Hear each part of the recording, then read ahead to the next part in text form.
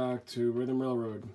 I've been doing some work on my harbor scene, so I wanted to make a quick video on the update and the little work that I've done. It's not a lot, but the problem with the scene is that it's under the upper level bench work, and it's very difficult to get back into the corner, which is where I've been spending a lot of time in the last few days, trying to get all this background work completed. So, like I said, it's hard to reach back there to do any kind of ballasting or ground cover, or planting trees, or even just gluing those buildings in place. So I'm just glad that I actually got this much done. I feel like now I can kind of leave it alone for a little while, and I can always go back and do more detail work, but at least the scene looks complete to a certain degree, with the exception of just this little corner here. I gotta just get another building or something for that corner. So if you haven't seen my harbor scene in past videos, basically the way it works is it starts here, and this is supposed to be like an inlet into what would be the main part of the harbor scene, and this is designated just for the oil tanker, so obviously that doesn't go anywhere, it just sits there.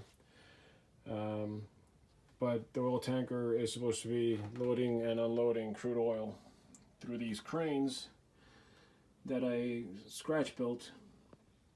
I'm very happy with the way they came out. And I just made one, they don't actually move, I just made one look like it's hooked up to the boat, and the other one's just waiting for either the same boat or another situation. I might make a third one, but for right now, two is enough. And this is supposed to be like a pump house. I don't know why I have it stacked there. Whatever, it looks good. I don't really know how these things work, so I'm just imagining things.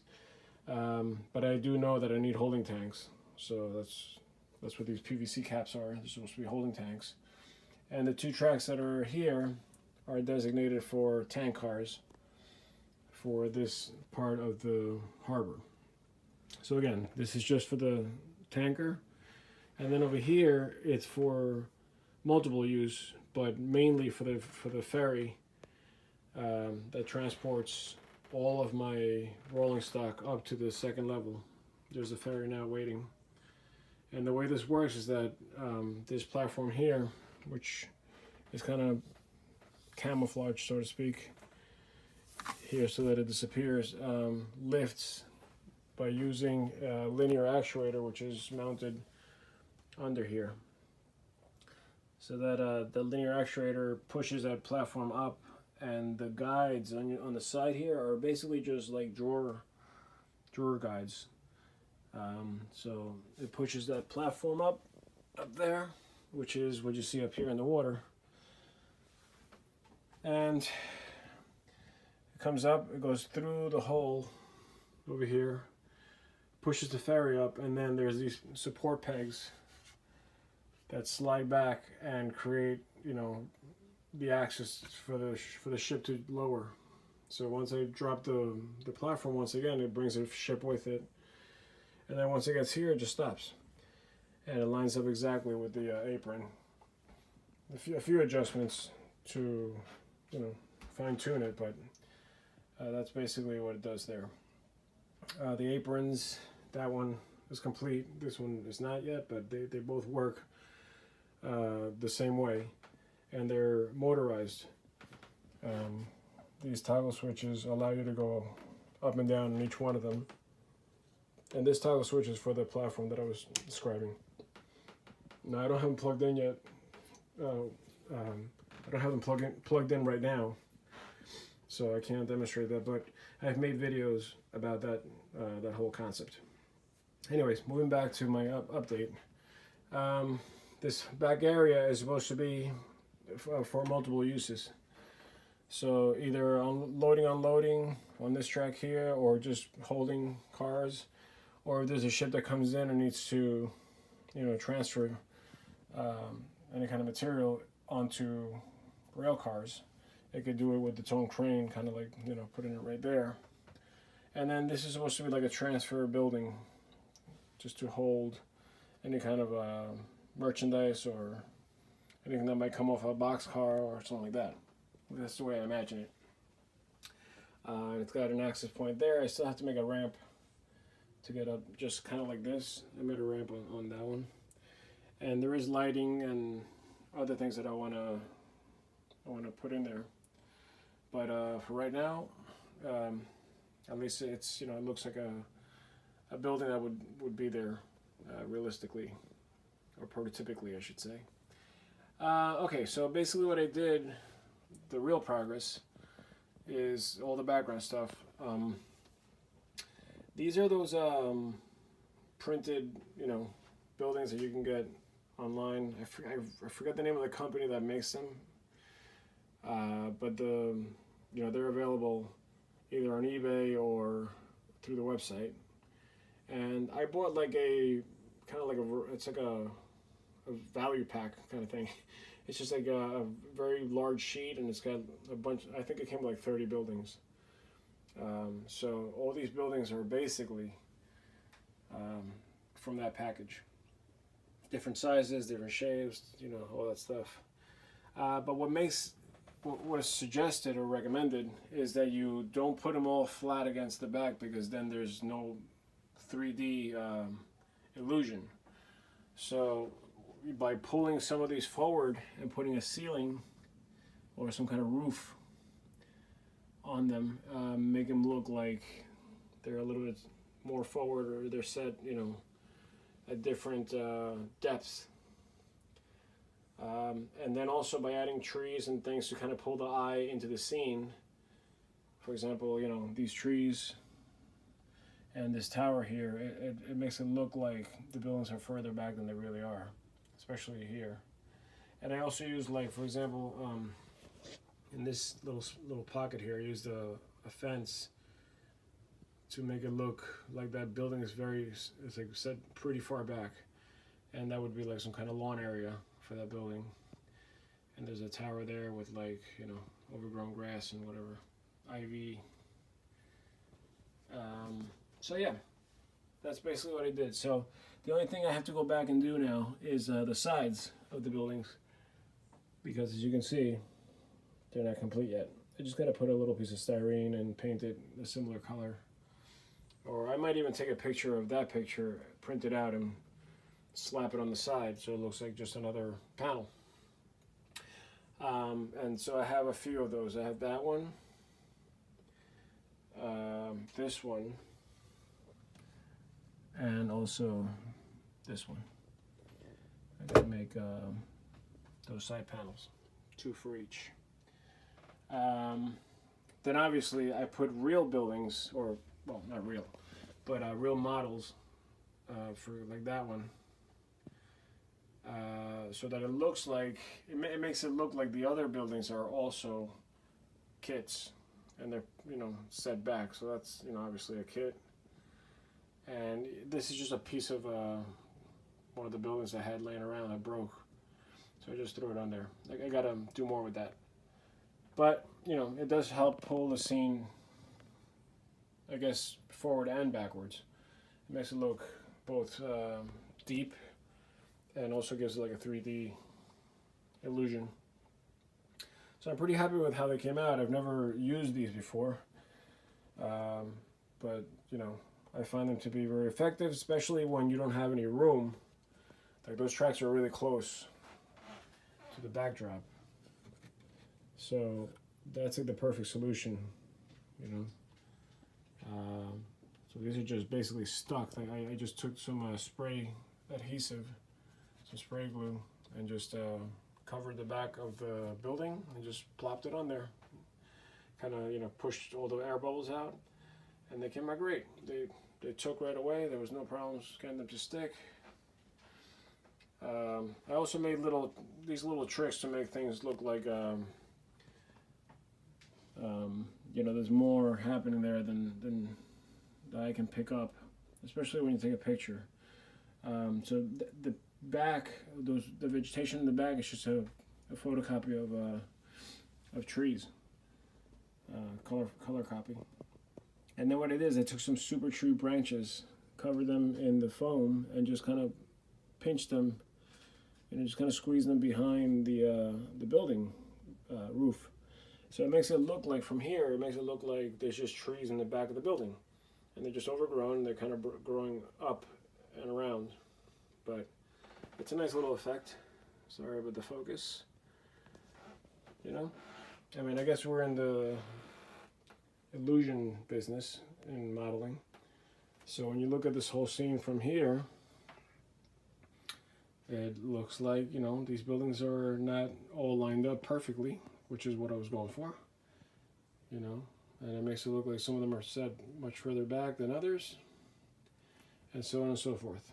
So that's where I'm at. The only other thing I added, you know, from the last time I did a video on this scene, was all the extra overgrown grass, and I put a little, you know, pile of ballast over here.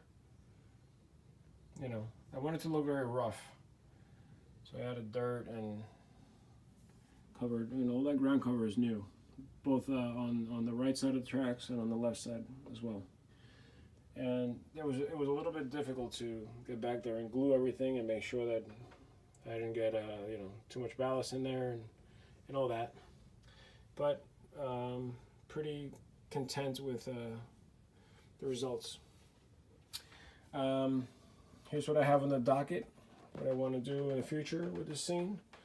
I want to complete the wall here. I only had enough material to start this up.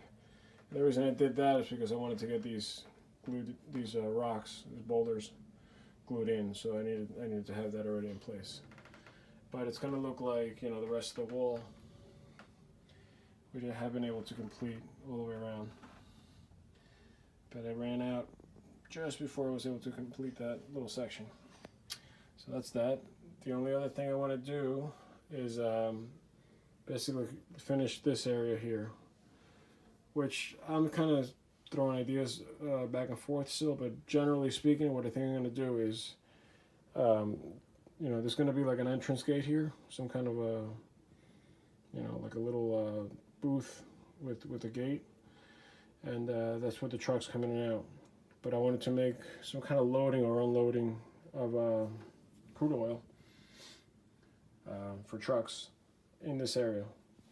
So I don't know, I got to kind of play around with that and figure out what's going to look the least forced, because I feel like sometimes these things there's not enough room to make it look realistic. So you got to, again, create an illusion that there is more room than is really there. So I got to play around with that until I get it right. But these are supposed to be the larger holding tanks. So when, you know, when these are being used for the tanks, there's got to be some kind of connection from here to there. So I got to figure out, you know, some kind of pipe work that's going to maybe go into this pump house, and then continue on to here, and that's how you would transfer the oil back and forth between the large tanks and the small tanks. And then one other thing I want to do is, you know, I have containers back there in this little area here, but I might make it, I don't know if I want to put a structure there or not. Another problem that I'm running into by putting too much stuff here is that when it comes time to clean tracks and stuff, it's a little tricky getting back there. Thankfully, I was able to plan ahead, and this does help a lot, but it's not still difficult to get back there. But what I did was I made a wedge here, so this whole triangle here basically comes out, so I can get my body much closer to here in order to access that corner over here, because the way it is right now, it's virtually impossible. I mean, I can get back there, but you know, the things that stick up like this, I'm always afraid I'm going to clip them. I mean, I have clipped them already and they fall over, and so, you know, what I've done is I've attached a bright boy to a long piece of just wood, balsa wood, and I glued it on there with liquid nails, and this works great. I've been using this in all my tunnels and my bridges, because I can't get my hand in there. So I basically just take this and, there's already grooves in there from from doing this so much, but this works really well. So anywhere where it's a little too far, I can do something like this and clean up like this, get over to the curb. And I just got to be careful not to knock over, that and this and that. But it is possible. It's not ideal, but hopefully I won't have to clean very often. But I know I will at some point, because I know how these trains can be finicky with any little piece of dirt or dust. Or right here, I just found some ground foam. All that stuff gets in the way, and then that's when the trains stall, and it becomes a problem. So that's that. I have a train that I've been kind of testing out. Just a 2-engine consist. I don't know if you can see that. Oh, there it is. Then I have all the tanks. So I've been kind of just testing this inside line, which is it's considered the short line. And so this is the point where you can back in and you can shove the tank cars inward. And the ferry track is actually the second turnout right here. So that's for the ferry track. And I have this crossover here, or whatever you call this thing, diamond crossing thing, because the same track that goes through the tank tracks can also be switched out here, and they continue through to all that stuff over there. So I figure, anytime you're delivering things to the scene, to the harbor, you use this turnout. But if you're just dealing with the ferry, then you can use that turnout, and that's just direct. I just feel like it's well, first of all, I did it because it was the only way to get that angle to work with the least amount of problems. And then the problem is that I built this first, and then I added this section, so I couldn't take the turnout from here. I couldn't pass it and then make this curve into there. It was impossible, so I had to go back even further and add it there. So this way it's a softer approach to that. And that's basically it. There's always work to do. Otherwise, the ship I could put so much more detail into the ship. For example, I do have an LED in there that shines down this way. There are the wires right there. So I'm going to drill a hole down, go in under, and I already have lights in here in the cabin, and there's also like big computer screens in the back, like I guess control panels that light up, and you can see there's like maps and stuff in there. But again, they're not plugged in right now, and I do have some LEDs here that shine down. So this looks kind of cool when it's all lit up, and it reflects off the water, and it looks pretty realistic. There is a video on my channel on that, so check it out. But I still got to get railings here, add more details, weather it a little bit. It looks too clean. I got to put the anchors in. They're just holes there right now. So yeah, but it's coming along nicely, and at least I feel like now, when you look at the scene, it looks like a completed scene for the most part. All right, well, I'm gonna leave you there. If you want to see more videos, check out my channel, Rhythm Railroad, and we'll see you in the next one.